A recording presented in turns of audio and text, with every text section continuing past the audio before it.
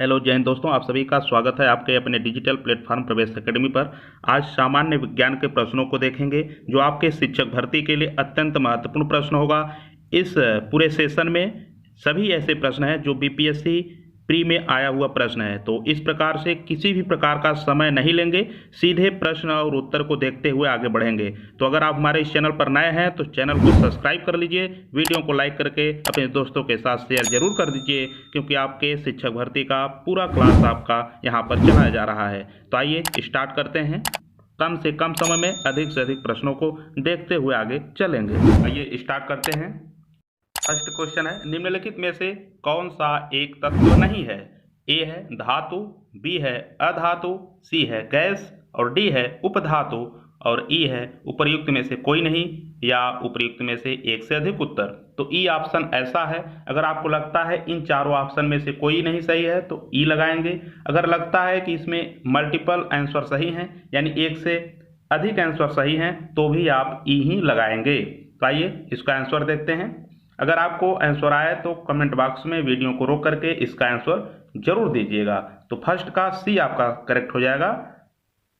Gas आपका तत्व नहीं है, तो इसलिए फर्स्ट का सी इज राइट आंसर। आइए नेक्स्ट क्वेश्चन देखेंगे। तो किसी भी प्रकार का समय नहीं लेंगे, डायरेक्ट इसके आंसर को देखते हुए आगे चलेंगे। क्वेश्चन नंबर सेकंड है, आधुनिक रसायन शास्त्र का जनक किसे कहा जाता है? Rutherford, Einstein, Lavoisier, CV Raman, उपर्युक्त में से कोई नहीं या एक से अधिक उत्तर। तो सेकंड का आपका सी करेक्ट हो जाएगा। लेवोजियर आपका करेक्ट आंसर है। आधुनिक रसायन शास्त्र के जनक जो हैं वो लेवोजियर हैं, तो इस प्रकार से सेकंड का सी आपका करेक्ट आंसर है। आइए क्वेश्चन नंबर थर्ड देखेंगे। एक तत्व में इलेक्ट्रॉनों और न्यूट्रॉनों की संख्या क्रमशः 18 एवं 20 है। इस तत्व की द्रव्यमान संख्या है 22, 2, 38, 20, उपर्युक्त में से कोई नहीं। तो देखिए इसको आप सॉल्व कर लीजिए। द्रव्यमान संख्या बराबर होता है प्रोटॉनों की संख्या प्लस न्यूट्रॉनों की संख्या। तो इसमें आपका प्रोटॉनों की संख्या दिया है 18 और न्यूट्रॉनों की संख्या 20 है, तो दोनों को ऐड कर लीजिए। 18 प्लस 20 मिलकर के आपका 38 हो जाएगा। तो 3 का सी आपका करेक्ट आंसर है। आइए क्वेश्चन नंबर 4 देखेंगे। तो दोस्तों ये देखिए बीपीएससी प्री 2020 में पूछा गया है, तो सभी लेटेस्ट प्रश्न हैं, सभी आपके एग्जाम के लिए अति महत्वपूर्ण है, तो वीडियो में एंड तक जरूर बने रहिएगा। तो दिया है एक नाभिक की द्रव्यमान संख्या क्या होती है? न्यूट्रॉनों और प्रोटॉनों की संख्या का योग होती है। न्यूट्रॉनों और प्रोटॉनों का कुल द्रव्यमान होती है, हमेशा परमाणु भार से अधिक होती है, हमेशा अपनी परमाणु संख्या से कम होती है, उपर्युक्त में से कोई नहीं या एक से अधिक उत्तर। तो देखिए आपका एक नाभिक की द्रव्यमान संख्या जो होती है वो न्यूट्रॉनों और प्रोटॉनों की संख्या का योग होती है, इसलिए 4 का ए आपका करेक्ट हो जाएगा। 4 का ए इज राइट आंसर। आइए नेक्स्ट देखेंगे। तो क्वेश्चन नंबर 5 है, प्लूटोनियम न्यूक्लाइड के नाभिक में न्यूट्रॉनों की संख्या होती है। ए है 94, बी है 148, सी है 242 और डी है 336 और ई है इनमें से कोई नहीं या उपर्युक्त में से एक से अधिक उत्तर। तो 5 का बी इज राइट आंसर। 148 यानी 148 इसका सही आंसर है। आइए थोड़ा सा देख लेते हैं कैसे होगा।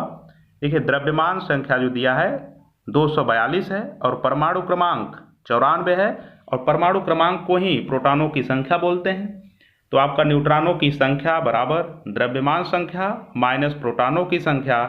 तो द्रव्यमान संख्या में से जब प्रोटॉनों की संख्या आप माइनस करते हैं तो आपको मिलता है 148, तो 148 इसका करेक्ट आंसर है।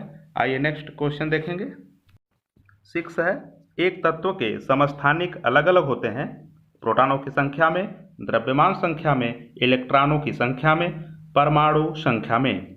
तो देखिए एक तत्व के समस्थानिक अलग अलग होते हैं, द्रव्यमान संख्या में अलग अलग होते हैं, इस प्रकार से 6 का बी आपका करेक्ट हो जाएगा। तो 6 का बी इज राइट आंसर। आइए नेक्स्ट क्वेश्चन देखेंगे। क्वेश्चन नंबर 7 है, फैराडे स्थिरांक इलेक्ट्रोलाइट की मात्रा पर निर्भर करता है, इलेक्ट्रोलाइट में पारित विद्युत धारा पर निर्भर करता है, सी है विलायक के आयतन पर निर्भर करता है जिसमें इलेक्ट्रोलाइट घोला गया है, और डी है सार्वभौमिक स्थिरांक है। ई है, उपयुक्त में से कोई नहीं या एक से अधिक उत्तर। तो 7 का आपका डी करेक्ट हो जाएगा। सार्वभौमिक स्थिरांक है। फैराडे स्थिरांक एक प्रकार का सार्वभौमिक स्थिरांक है, इसलिए 7 का डी आपका करेक्ट आंसर हो जाएगा। आइए नेक्स्ट क्वेश्चन नंबर 8 देखेंगे। निम्न में से किसका पीएच मान 7 है? तो पीएच मान से संबंधित कोई ऐसा एग्जाम है ही नहीं जहां साइंस पूछा जाता हो और पीएच मान से संबंधित प्रश्न ना आता हो। इसकी उपयोगिता आप समझ सकते हैं कि हर एक एग्जाम में ये पूछा जाता है, छोटा एग्जाम हो या बड़ा एग्जाम हो। तो निम्न में से किसका पीएच मान 7 है? शुद्ध पानी का, उदासीन विलयन का, क्षारीय विलयन का, अम्लीय विलयन का, और ई है उपर्युक्त में से कोई नहीं या उपर्युक्त में से एक से अधिक आंसर। देखिए ऐसे क्वेश्चन को थोड़ा सा गंभीरता से पढ़ा करिए और इसके ऑप्शन को देखा करिए, कहीं 2 ऑप्शन तो नहीं सही हो रहे हैं, इसीलिए ई ऑप्शन आपका जोड़ा गया है और बीपीएससी का ट्रेंड रहा है ऐसे ही ऑप्शन देने का। तो देखिए उदासीन विलयन का पीएच मान 7 होता है। शुद्ध जल का उदासीन होना यानी शुद्ध जल को भी उदासीन माना जाता है और इसलिए शुद्ध जल का भी पीएच मान 7 होगा। 7 होगा तो इस प्रकार से शुद्ध जल और उदासीन विलयन, इसमें आपका ए और बी दोनों सही हुआ, इसलिए 8 का ई यानी उपर्युक्त में से एक से अधिक उत्तर इसका करेक्ट आंसर हो जाएगा। थोड़ा सा और जान लीजिए, 7 से अधिक पीएच मान का विलयन क्षारीय एवं 7 से कम पीएच मान का विलयन अम्लीय होता है।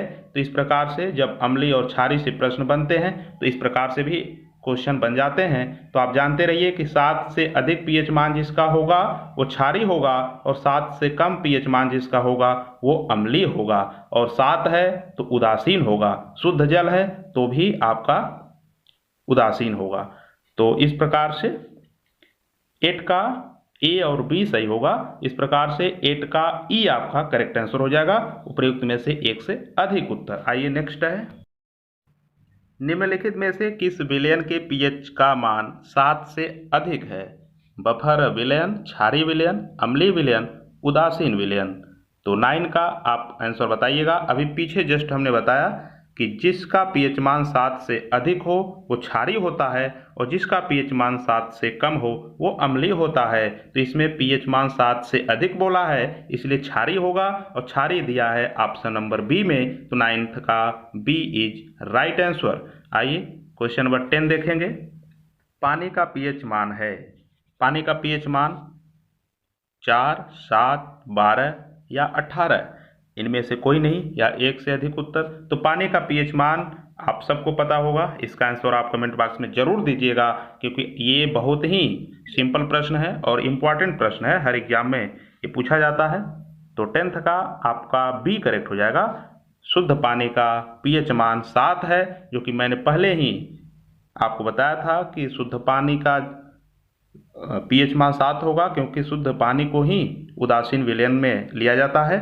तो 10 का बी इज राइट आंसर। आइए नेक्स्ट क्वेश्चन देखेंगे। तो दोस्तों इस वीडियो को अधिक से अधिक लोगों तक शेयर करिए।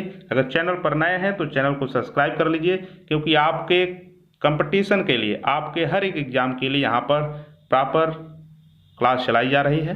किसी भी प्रकार का ऐसा प्रश्न, ऐसा क्वेश्चन या ऐसा सेशन नहीं जिसमें आपका समय बर्बाद हो, बल्कि आपको ऐसे प्रश्नों का कलेक्शन आपके बीच में लाया जा रहा है जो किसी न किसी एग्जाम में पूछे गए हैं और आपके एग्जाम के लिए अति महत्वपूर्ण है। आइए नेक्स्ट देखेंगे। क्वेश्चन नंबर 11 है, एक घोल का पीएच 3 से बदलता है।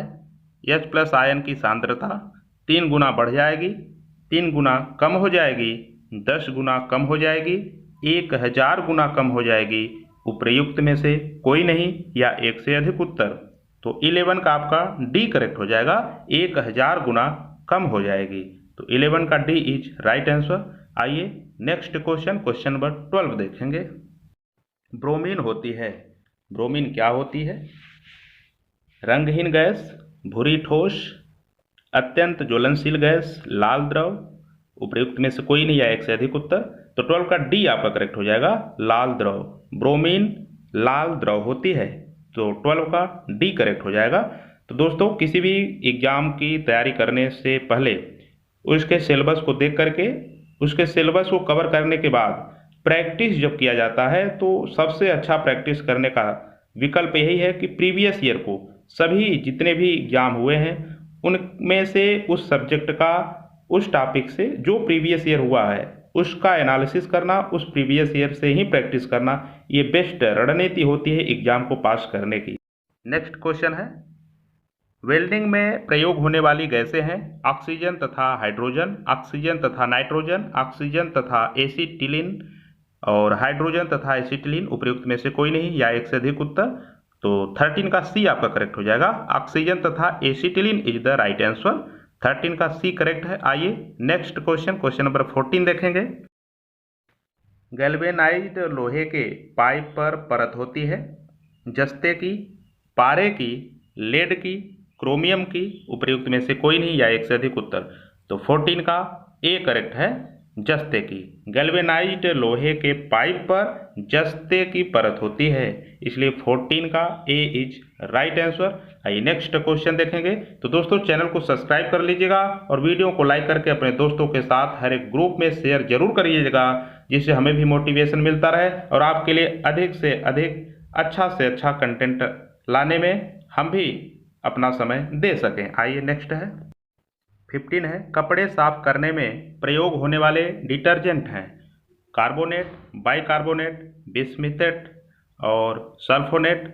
उपयुक्त में से कोई नहीं या एक से अधिक आंसर। तो देखिए कपड़े साफ करने में प्रयोग होने वाले जो डिटर्जेंट हैं वो है आपका एल्किल बेंजीन सल्फोनेट।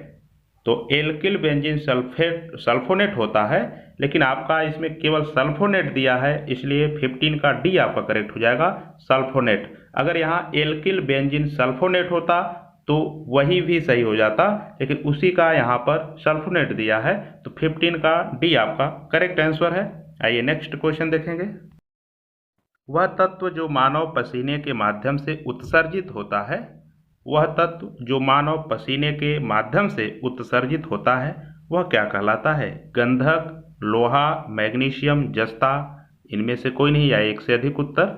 तो 16 का आपका सही हो जाएगा, ई करेक्ट होगा। उपर्युक्त में से कोई नहीं, उपर्युक्त में से एक से अधिक उत्तर। तो उपर्युक्त में से एक से अधिक उत्तर वाला आपका सही हो जाएगा, क्योंकि आयरन और मैग्नीशियम दोनों होता है, तो इसमें बी और सी, बी लोहा और C magnesium, iron plus magnesium दोनों होता है, इसलिए 16 का ई इज राइट आंसर। आइए नेक्स्ट है क्वेश्चन नंबर 17 है, नीला थोथा रासायनिक रूप से है sodium sulphate, nickel sulphate, copper sulphate, iron sulphate या एक से अधिक उत्तर। तो 17 का आपका सी करेक्ट है, copper sulphate is right answer. Copper sulphate नीला थोथा का रासायनिक रूप है, तो इस प्रकार से 17 का सी इज राइट आंसर। आइए नेक्स्ट क्वेश्चन देखेंगे। निम्नलिखित में से सबसे भारी धातु है सोना, चांदी, पारा, प्लेटिनम। उपयुक्त में से कोई नहीं या एक से अधिक उत्तर। तो बताइएगा, अगर इसका आंसर आए तो कमेंट बॉक्स में कमेंट करिएगा। 18 का डी करेक्ट हो जाएगा, प्लेटिनम। निम्नलिखित में से सबसे भारी धातु प्लेटिनम है, क्योंकि चांदी, सोना, पारा ये सब प्लेटिनम से हल्के होते हैं। तो 18 का डी इज राइट आंसर। आइए क्वेश्चन नंबर 19 देखेंगे। स्टेनलेस स्टील एक मिश्र धातु है लोहे और निकेल की, लोहे और क्रोमियम की, तांबे और क्रोमियम की, लोहे और जस्ते की। ई है इनमें से कोई नहीं या एक से अधिक उत्तर। तो 19 का देखिए, 19 में ए, बी और डी तीनों सही हैं, क्योंकि लोहे के साथ साथ यानी आयरन के साथ लोहे के साथ कार्बन, निकेल और क्रोमियम ये तीनों होते हैं, इसलिए लोहे और निकेल की, लोहे और क्रोमियम की, लोहे और जस्ते की मिश्र धातु है, इसलिए 19 का आपका ई सही हो जाएगा। उपर्युक्त में से एक से अधिक उत्तर इसका राइट आंसर है। आइए नेक्स्ट क्वेश्चन, क्वेश्चन नंबर 20 देखेंगे। तो दोस्तों चैनल को सब्सक्राइब जरूर कर लीजिएगा और वीडियो को अपने दोस्तों के साथ शेयर कर दीजिएगा। टूटी हुई हड्डियों की रक्षा के लिए प्लास्टर ऑफ पेरिस का प्रयोग होता है। यह है बुझा चूना, calcium carbonate, calcium oxide, gypsum. उपर्युक्त में से कोई नहीं या एक से अधिक उत्तर। तो 20 का डी करेक्ट हो जाएगा। Gypsum is right answer. टूटी हुई हड्डियों की रक्षा के लिए प्लास्टर ऑफ पेरिस का प्रयोग होता है, यह एक प्रकार का जिप्सम है। तो 20 का डी इज राइट आंसर। दोस्तों, इसका PDF विथ आंसर आपको हमारे टेलीग्राम चैनल प्रवेश एकेडमी पर मिल जाएगा, जिसका लिंक डिस्क्रिप्शन बॉक्स में है। तो जाइए टेलीग्राम चैनल को ज्वाइन करिए, और वैसे भी जाइए आप टेलीग्राम चैनल पर सर्च करिए प्रवेश एकेडमी, आपको मिल जाएगा। आइए 21 है, प्लास्टर ऑफ पेरिस का सूत्र है। तो प्लास्टर ऑफ पेरिस का सूत्र होता है CaSO4 का होल ट्वाइस H2O। तो प्लास्टर ऑफ पेरिस का फार्मूला दिया हुआ है आपका बी में, तो 21 का बी इज राइट आंसर। आइए 22 है, एक हाइड्रोकार्बन जिसमें कार्बन के दो परमाणु द्विबंध द्वारा जुड़े हों कहलाता है। तो क्या कहलाता है? एल्केन, एल्कीन, एल्काइन, आयनिक बंध। तो देखिए, एक हाइड्रोकार्बन जिसमें कार्बन के दो परमाणु द्विबंध द्वारा जुड़े हों उसको हम एल्किन कहते हैं। तो एल्किन होता है जब द्विबंध द्वारा जुड़े हों। तो इस प्रकार से 22 का बी आपका करेक्ट आंसर हो जाएगा। आइए नेक्स्ट क्वेश्चन देखेंगे। सिरके का रासायनिक नाम है मेथेनॉल, एथेनॉल, एसिटिक अम्ल, एथिल एसीटेट। उपर्युक्त में से कोई नहीं या एक से अधिक आंसर। तो 23 का आपका सी करेक्ट हो जाएगा, एसिटिक अम्ल। देखिए, सिरके का रासायनिक नाम जो होता है CH3COOH होता है, तथा इसका IUPAC नाम जो है एथेनोइक अम्ल होता है। तो इसका IUPAC नाम और इसका रासायनिक सूत्र भी आप सबको पता होना चाहिए। फिर से सुन लीजिए, सिरके का रासायनिक सूत्र CH3COOH होता है और इसका IUPAC नाम जो है एथेनोइक अम्ल होता है। नेक्स्ट है, निम्नलिखित में से कौन सा अम्ल सिरके में उपस्थित है? हाइड्रोक्लोरिक अम्ल, साइट्रिक अम्ल, ऑक्जेलिक अम्ल, एसिटिक अम्ल। तो 24 का अगर आपको आंसर आया तो कमेंट बॉक्स में कमेंट करिएगा। तो देखिए, निम्नलिखित में से कौन सा अम्ल सिरके में उपस्थित होता है? तो सिरके में उपस्थित होता है एसिटिक अम्ल। तो 24 का डी इज राइट आंसर। आइए 25 है, कार के बैटरी में प्रयोग होने वाला अम्ल है एसिटिक अम्ल, हाइड्रोक्लोरिक अम्ल, नाइट्रिक अम्ल, सल्फ्यूरिक अम्ल। उपर्युक्त में से कोई नहीं या एक से अधिक उत्तर। देखिए, कार के बैटरी में प्रयोग होने वाला जो अम्ल है वो आपका सल्फ्यूरिक अम्ल है। तो 25 का डी इज राइट आंसर। आइए नेक्स्ट क्वेश्चन देखेंगे। सोडा वाटर की बोतल खोलने पर निकलने वाली गैस है। अगर सोडा वाटर की बोतल हम खोलते हैं तो उसमें से गैस निकलती है, वो गैस कौन सी है वही आपको बताना है। Carbon dioxide, hydrogen, nitrogen, sulphur dioxide. उपयुक्त में से कोई नहीं या एक से अधिक उत्तर। तो आपको बता दें कि सोडा वाटर की बोतल जब हम खोलते हैं तो उसमें से कार्बन डाइऑक्साइड गैस निकलती है। 26 का ए इज राइट आंसर। तो दोस्तों, अगर चैनल पर नए हैं तो चैनल को सब्सक्राइब अवश्य कर लीजिए, क्योंकि आपके शिक्षक भर्ती के लिए सभी सब्जेक्ट यहाँ पर कराए जा रहे हैं और सभी ऐसे प्रश्नों की श्रृंखला है जो आपके एग्जाम में बार बार पूछे जाते हैं और आपके शिक्षक भर्ती के लिए अत्यंत महत्वपूर्ण है। खनिज मिनरल क्या है? खनिज को ही मिनरल भी बोल देते हैं। तो क्या है? द्रव है, अकार्बनिक ठोस है, गैस है, उपयुक्त सभी। तो इसमें बताना है कि यह तीनों होते हैं या अकार्बनिक, कार्बनिक, द्रव, गैस क्या होते हैं वो आपको बताना है। तो खनिज जो है ये आपके अकार्बनिक ठोस होते हैं। तो 27 का बी आपका करेक्ट हो जाएगा। 28 है, वर्ष 1945 में नागासाकी जापान में गिराए गए बमों में कौन सा विस्फोटक प्रयुक्त किया गया था? Sodium, potassium, plutonium, uranium.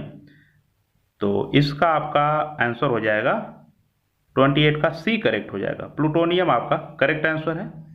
तो वर्ष 1945 में नागासाकी में गिराए गए बमों में प्लूटोनियम विस्फोटक प्रयुक्त किया गया था। 28 का सी करेक्ट है। आइए नेक्स्ट क्वेश्चन नंबर 29 देखेंगे। एक ही प्रकार का परमाणु निम्न में से किसमें मिलता है? खनिज यौगिक, खनिज मिश्रण, प्राकृत तत्व। उपयुक्त में से कोई नहीं। देखिए, एक ही प्रकार का परमाणु की जब बात होती है तो ये प्राकृत तत्व में मिलते हैं। तो 29 का सी करेक्ट हो जाएगा। एक ही प्रकार का परमाणु निम्न में से किसमें मिलता है? तो प्राकृत तत्व में मिलता है। तो आइए नेक्स्ट है 30। सबसे अधिक क्रियाशील धातु कौन सी है? Sodium, calcium, iron, potassium.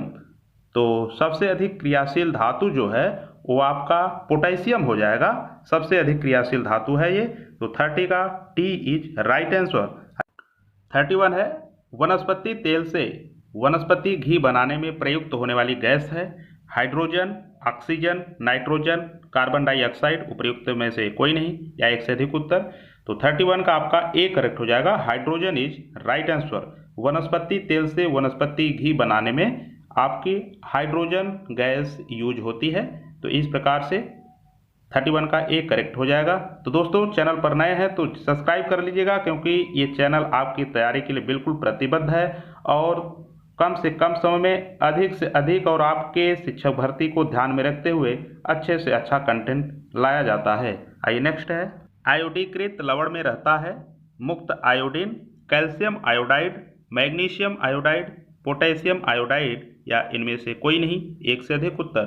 तो देखिए आयोडीकृत लवण में आपका पोटेशियम आयोडाइड रहता है, तो इसलिए 32 का डी करेक्ट हो जाएगा। Potassium iodide is right answer. तो सभी क्वेश्चन आपके लिए अत्यंत महत्वपूर्ण है। आइए नेक्स्ट है, खाने का नमक जिसका फार्मूला NaCl होता है, ये किससे बनता है यही आपको बताना है। कमजोर अम्ल और कमजोर क्षार से, मजबूत अम्ल और मजबूत क्षार से, कमजोर अम्ल और मजबूत क्षार से, मजबूत अम्ल और कमजोर क्षार से। तो नमक किससे बनता है? तो नमक बनता है आपका जो खाने वाला नमक है मजबूत अम्ल और मजबूत क्षार से मिलकर के बनता है। तो 33 का बी इज राइट आंसर। आइए नेक्स्ट देखेंगे, सभी जैव यौगिक का अनिवार्य मूल तत्व है नाइट्रोजन, ऑक्सीजन, कार्बन, गंधक।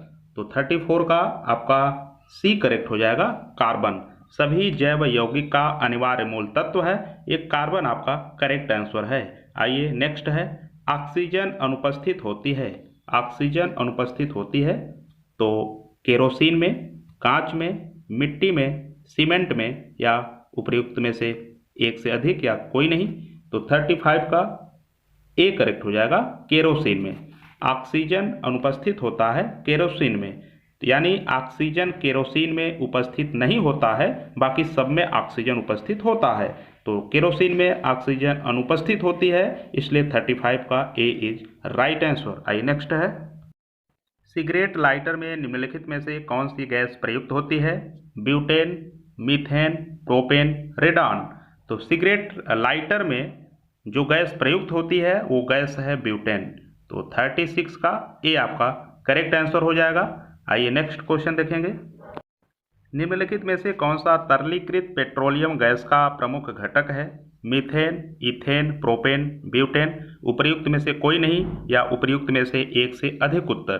तो आपको बताना है कि कौन सा तरलीकृत पेट्रोलियम गैस का प्रमुख घटक है। तो इसमें देखिए, इसमें आपका ब्यूटेन और प्रोपेन दोनों होता है, तो आपका डी और सी दोनों सही है। जब सी और डी दोनों सही है तो आपका ई करेक्ट हो जाएगा, क्योंकि उपर्युक्त में से एक से अधिक उत्तर, अगर एक से अधिक उत्तर सही होगा तो भी आप ई का ही आंसर देंगे। तो 37 का E is right answer. Propane and butane is right है। आइए नेक्स्ट क्वेश्चन है, प्राकृतिक रबर किसका बहुलक है? आइसोप्रीन का, स्टायरीन का, विनाइल एसीटेट का, प्रोपीन का। उपयुक्त में से कोई नहीं या एक से अधिक उत्तर। तो देखिए प्राकृतिक रबर जो है ये आइसोप्रीन का बहुलक होता है। तो 38 का ए करेक्ट हो जाएगा आपका। आइए नेक्स्ट है, टेफ्लॉन निम्नलिखित में से किस एकल का बहुलक है? टेट्राफ्लोरोएथिलीन, विनाइल क्लोराइड, क्लोरोप्रीन और एसिटिलीन हाइड्रोक्लोराइड। उपयुक्त में से कोई नहीं या एक से अधिक उत्तर। तो 39 का आपका कौन सा आंसर होगा? वीडियो को रोक करके कमेंट बॉक्स में कमेंट करिएगा। तो टेफ्लॉन निम्नलिखित में से किस एकलक का बहुलक है? तो टेट्राफ्लोरोएथिलीन का ये बहुलक है। तो 39 का ए इज राइट आंसर। आइए नेक्स्ट क्वेश्चन देखेंगे। तो क्वेश्चन नंबर 40 है, बैकेलाइट निम्नलिखित के संघनन से बनता है? यूरिया एवं फार्मेल्डिहाइड, फिनाल तथा फार्मेल्डिहाइड, फिनाल तथा एसिटैल्डिहाइड, मेलामिन एवं फार्मेल्डिहाइड। उपयुक्त में से कोई नहीं या एक से अधिक उत्तर। तो देखिए बैकेलाइट जिसके संघनन से बनता है वो है आपका फिनाल और फार्मेल्डिहाइड, और फिनाल तथा फार्मेल्डिहाइड ये ऑप्शन बी में है। तो 40 का बी इज राइट आंसर। तो दोस्तों आज का सेशन यहीं समाप्त करते हैं। पूरे 40 प्रश्नों को हम लोगों ने देखा और वीडियो कैसा लगा जरूर बताइएगा। चैनल पर नए हो तो चैनल को सब्सक्राइब कर लीजिएगा। इसका पीडीएफ आपको विथ आंसर हमारे टेलीग्राम चैनल प्रवेश एकेडमी पर आपको मिल जाएगा, जिसका लिंक डिस्क्रिप्शन बॉक्स में है। और वैसे भी आप टेलीग्राम चैनल पर जाइए, प्रवेश एकेडमी सर्च करिए, आपको मिल जाएगा। पूरा पीडीएफ आपको आंसर सहित मिल जाएगा। मिलते हैं नेक्स्ट वीडियो में नई टॉपिक के साथ। जय हिंद।